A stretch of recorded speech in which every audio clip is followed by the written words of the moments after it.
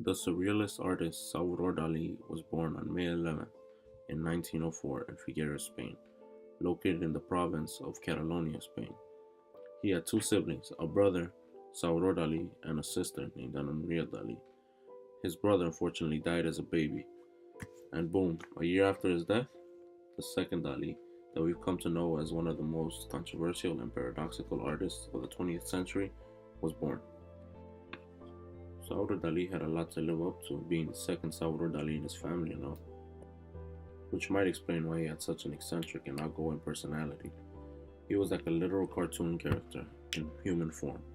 He was a very odd person that stood out wherever he went. He tried to be different and not live under his brother's shadow. He tried to be something the world has never seen before.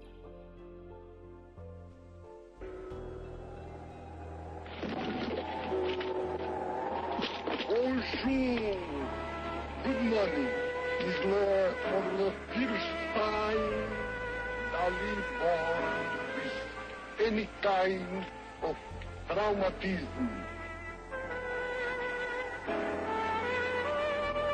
Little blood, symbolic blood,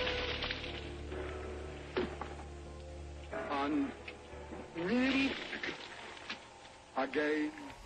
Milk of today flour and some simple fish of Mediterranean. Portrait of My Father, 1925, by Salvador Dali. In the documentary conducted by BBC, they talk about how after Dali's mother died, when he was young and is left alone with his father, Dali admired him and wanted to be very much like his father, but was also very intimidated and frightened by him due to the fact that he was a very strict disciplinary and saw him as quite a violent figure in his life without his mother. Lana Beach in Cadaqués, 1921.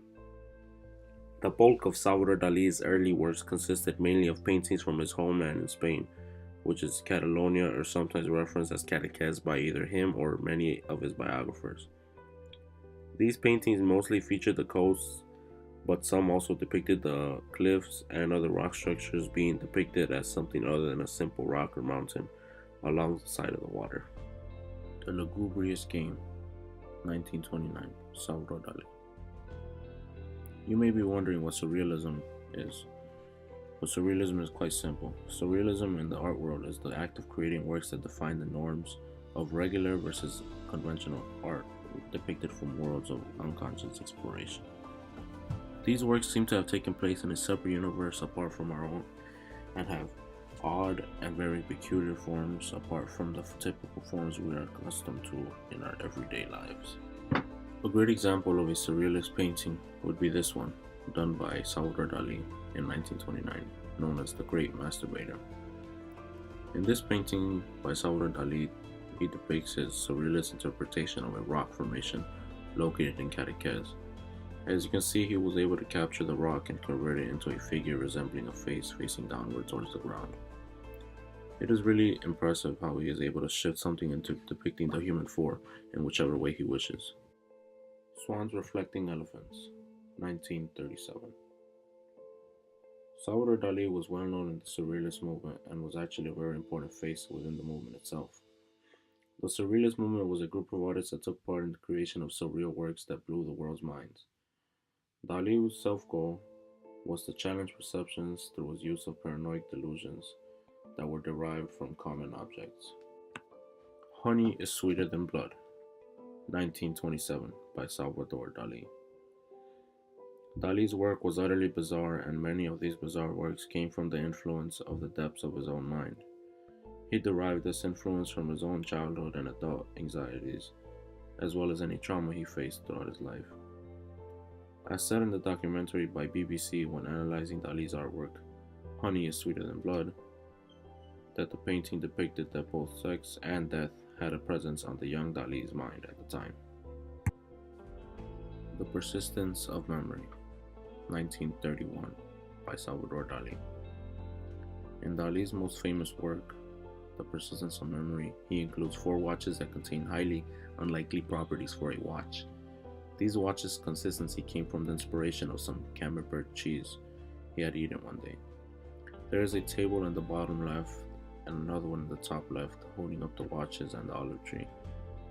The background of this painting includes some of the coasts of Catalonia as well as the cliff formations he used to paint in his early works. The ground of this painting also resembles the coast as it is covered in sand and seems to be taking place during sunset. Who would have thought that such an elaborate and unique depiction of a watch could have come from the consistency of something as simple as cheese? When Dali created the persistence of memory, he attempted and succeeded to convey time as malleable. By painting the watches in the distorted manner as he did, he is saying that time as we know it is not at all persistent and is very much the opposite. The soggy characteristics of the watches and the ants surrounding the one copper watch on the left both signify that time is not consistent when we are in our dream world, and that it is actually decaying. Dali also included a self-portrait right in the center underneath the watch. Although it is deformed, you are able to make out the human form by looking at his closed eye with his eyelash and nose closely underneath. Metamorphosis of Narcissus. Dali had used a technique he developed called the paranoid critical method, which he based off of Sigmund Freud's psychoanalytical theories in order to create many of these eccentric artworks he produced throughout his lifetime. Dali would invoke an almost paranoid state through the meditation and begin to hallucinate and produce these optical illusions and other multiple images. The Dream of Venus, 1939, by Salvador Dali. Salvador Dali, as infatuated with surrealism as he was, wanted to spread his gospel of surrealism to as much people as he could. Therefore, Dali decided to go to New York to do just that. Dali showcased many of his artworks and exhibited at the Museum of Modern Art, also known as MoMA. Dali also conducted an installation called The Dream of Venus while in New York during the World Fair. Dali also ended up in the cover of Time magazine, furthering his surreal impression he was looking to accomplish. Lobster by Jeff Koons, 2003. Salvador Dali is also considered an innovator for future artists to come.